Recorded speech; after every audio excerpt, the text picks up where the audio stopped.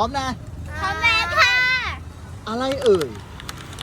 ตัดโคนไม่ตาย ตัดปลายไม่เน่า ตัดปลายไม่เน่า อ่า เลื่อย ไม่ใช่ อะไรอะ ตัดที่โคนก็ไม่ตาย ตัดที่ปลายก็ไม่เน่า หญ้า ไม่ใช่ มันเกี่ยวกับอะไร ไม่บอก ลุง อะอะไรที่แบบตัดเมื่อไหร่ก็แบบยาวทุกทีอะตัดแล้วต่อให้เราตัดสั้นมันก็ยาวขึ้นมาอีกได้อะ เล็บ ใกล้เคียงใกล้เคียง ใกล้เคียงที่ตัดเท้า ฮะ ที่ตัดเล็บ ไม่ใช่ เท้า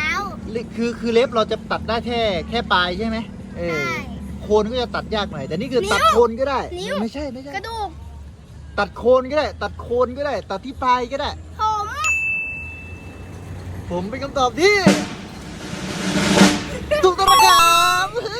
ยรู้ได้ไง ก็หนูก็หนูเอาอีกคำถามเดียวนะ โอ้ อีกคำถามเดียวสุดท้าย